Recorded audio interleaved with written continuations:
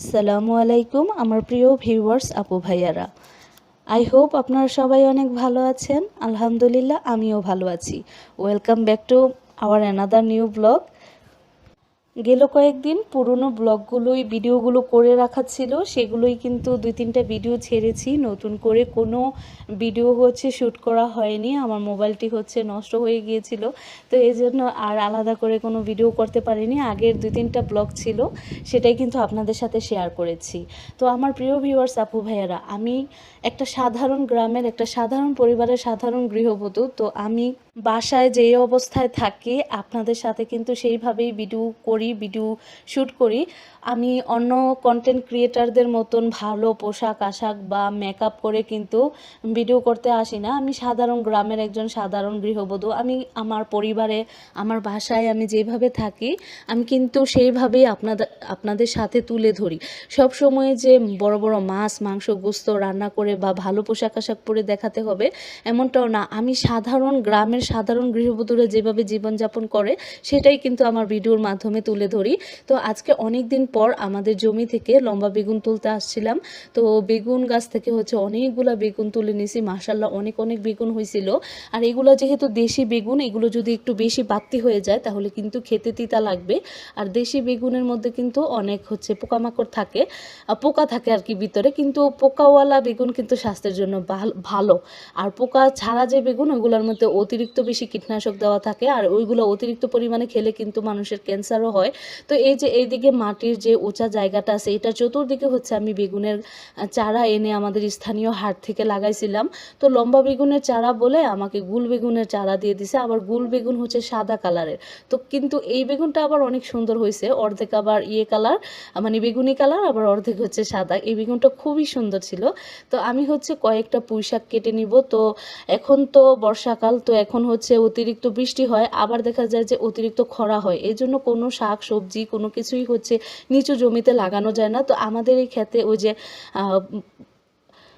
পুঁইশাক লাগিয়েছিলাম, তো সেখান থেকে পুঁইশাক গাছ অনেকগুলো মরে গেছে, অনেক। এখানে কিন্তু ঘন ছিল, ওই যে যেই জায়গাটাতে মানে ওই পাশে পুঁইশাকের ওই পাশে যে দেখতে পাচ্ছেন অল্প কতটুক জায়গা, এই যে এখানে 2-3 দিন আগে কয়েকদিন আগে আপনাদের ভাইয়াকে দিয়ে পাটের শাক লাগাইছি। তো পাটের শাকগুলো সুন্দর উঠে পড়ছিল। তো আমি এখন চলে এসেছি ছাদের ওপরে। তো কয়েকটা পুঁইশাক কতগুলো যে কটা ছিল আর কি বৃষ্টিতে পচে গেছে, অল্প কয়েকটা শাকই ছিল। তো আমি অল্প কয়েকটা শাক তুলে নিছি, তারপর চলে এসেছি আমাদের ছাদের উপরে। ছাদের উপরে ধুন্দুল হয়ে, তো আমরা খেয়ালই করি নাই, তো পাতার নিচে ছিল। তো এই তো আম গাছের মধ্যে বড় বড় ধুন্দুল হয়ে গিয়েছিল। আর ধুন্দুল কিন্তু বাতি হয়ে গেলে খেতে মজা লাগে না, ভিতরে জাল জাল হয়ে যায়। তো আম গাছ থেকে তো আর ছাদের উপর থেকে বাদরের মতন লটকে লটকে তো আমার পক্ষে ধুন্দুল পাড়া সম্ভব নয়। এই জন্য আপনাদের ভাইয়াকে নিচ থেকে ডেকে নিয়ে আসলাম। ও কোটা বেঁধে একটা ডালা নিয়ে সেটার মধ্যে কাঁচি বেঁধে টান দিয়ে ডালাটা সামনে এনে তারপর ধুন্দুলগুলো পেরে দিল। আর তারপর ঘরে সবজি টবজি সকালবেলা তুলতে যায়, কারণ পরে রোদ উঠে যায়, রোদের মধ্যে যেতে অনেকটা কষ্ট হয়। আর এই জন্য আগে সবজি সব তুলে এনে তারপর নাস্তা বানালাম। আজকে নাস্তায় ছিল মিষ্টি কুমড়ার ভাজি আর রুটি। প্রতিদিনই রুটি খাই, তো আজকে মিষ্টি কুমড়া ভাজি করেছিলাম। এক একদিন দেখা যায় এক একটা ভাজি করে, কোনো দিন বেগুন ভাজি, কোনো দিন কুমড়া ভাজি, এইভাবে কোনো দিন ডিম ভাজি দিয়ে খাওয়া হয়, কোনো দিন আগের তরকারি থাকে সেগুলো দিয়ে খাওয়া হয়। তো নাস্তাটা দেখা যায় যে আমি অনেক সময় শেয়ার করি না। আসলে রান্না করতে গেলে এক হাতে দেখা যায় যে ময় মশলা দেওয়া যায়, নাড়া দেওয়া যায়, কিন্তু রুটি বানাতে গেলে কিন্তু এক হাতে করা যায় না। যেহেতু প্রতিদিনই রুটি বা পরোটা বানাই, আর খুব কম মাঝে মধ্যে একটু এই খুদের ভাত রান্না করি, তো ওইগুলো তো আর এক হাতে ভিডিও করা সম্ভব না। তো আমার কিন্তু আমি একা হাতেই ভিডিও করি, এক হাতে ভিডিও করি, এক হাতে রান্না করি। তো এই তো আমি কাঁঠাল বীজগুলা মাঝখান দিয়ে কেটে তারপর পানিতে ভিজিয়ে রেখে ছাদের উপরে নিয়ে গিয়ে ঘষে আনছি। তো সেগুলো আর দেখালাম না। আমি চিংড়ি মাছের শুটকি, ছোট ছোট চিংড়ি মাছের শুটকি কিন্তু খেতে মজা আছে। তো ছোট ছোট চিংড়ি মাছের শুটকিগুলো আমি ভালো করে মচমচা করে ভেজে নিছি। তারপর আমি 4 থেকে 5 বার শুটকিগুলোকে অনেকগুলো পানির মধ্যে দিয়ে ছেঁকে ছেঁকে ধুয়ে নিব।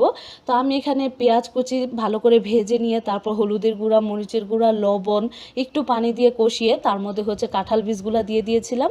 আর কাঁঠাল বীজগুলো প্রায় 7-8 মিনিট ধরে কষিয়ে নেওয়ার পর আমি ওই যে আমাদের ছাদের ওপর থেকে পাড়া ধুন্দুলগুলো হচ্ছে দিয়ে দিছি। তো ধুন্দুলটা দিয়ে ঢেকে দিছি। তারপর হচ্ছে চিংড়ি শুটকি পানিতে ভিজিয়ে নিচ্ছি। আর এই পাশে হচ্ছে বেগুন সিদ্ধ বসাইছিলাম।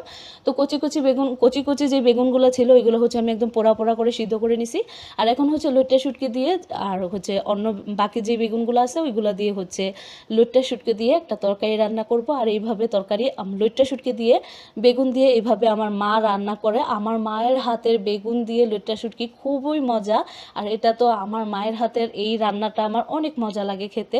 তো এই তো আমার ধুন্দুল আর কাঁঠাল বীজ ভালো করে কষানো হয়ে গিয়েছে। এখন হচ্ছে আমি পুঁই শাকটা দিয়ে দিছি।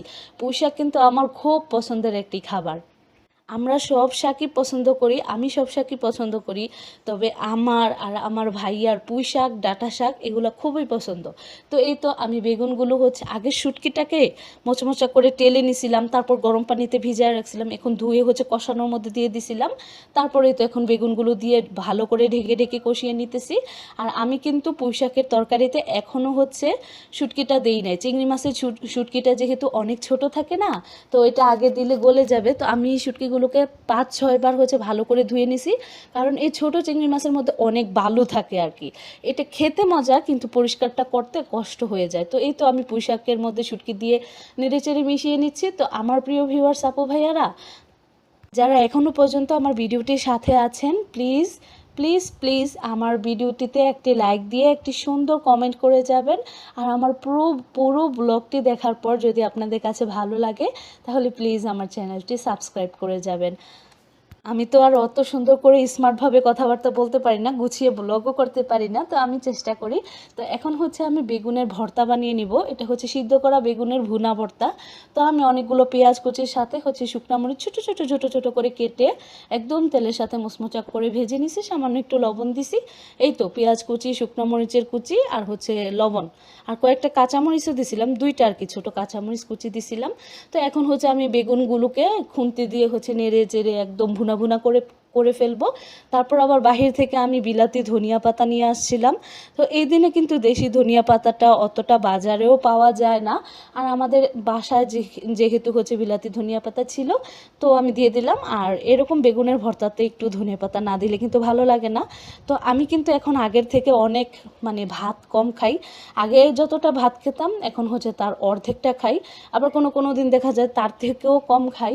তো আমি হচ্ছে এখন একবারে সমস্ত সবজি প্লেটের মধ্যে নিয়ে প্লেটটা যাতে ভরা দেখা যায়, যাতে আমার মানে মানুষের কিন্তু পেটের ক্ষুধার চাইতে চোখের ক্ষুধাটা মারাত্মক বেশি। তো প্লেটটা যাতে ভরা দেখা যায় খাওয়ার সময়, খালি খালি না লাগে। খালি খালি থাকলে মনে হবে যে আরেকটু নেই আরেকটু নেই। আমি কখনো এরকমভাবে নিয়ে খাই না, কিন্তু যখনই হচ্ছে খুব অল্প কয়েকটা ভাত নেই তখন দেখা যায় যে সব পদে শাকসবজি একসাথে নিয়ে তারপর খাই। তো আমি কয়েকটা মরিচ ভেজে নিয়েছিলাম। তো প্রথমে বেগুনের ভর্তা দিয়ে খাচ্ছি। আর এগুলো হচ্ছে লাল চালের ভাত। তো এই ভাতগুলো খেতে একটু অন্যরকম একটা স্মেল লাগে, কিন্তু তারপরও আমার কাছে খেতে ভালো লাগে না, ভালো লাগে আর কি, খারাপ লাগে না। তো আমি হচ্ছে এখন বেগুন দিয়ে শুটকি তরকারিটা সবচেয়ে বেশি মজা হয়েছিল পুঁই শাকের তরকারিটা। আর বেগুনের ভর্তাটাও খুব মজা হয়েছিল। আর কাঁঠাল বীজগুলো একদম মানে কোনোটা একটু একদম নরম হয়ে গেছিলো, আবার কোনোটা একটু হালকা হালকা শক্ত ছিল। আমার কাছে কাঁঠাল বীজ একটু শক্ত থাকলেই ভালো লাগে, একদম নরম হয়ে গেলে ওই কাঁঠাল বীজ ভালো লাগে না খেতে। তো আমার আজকের ব্লগটি ছিল এই পর্যন্তই। আশা করি আপনাদের কাছে ভালো লেগেছে আমার এই সাধারণ রান্নাবান্না।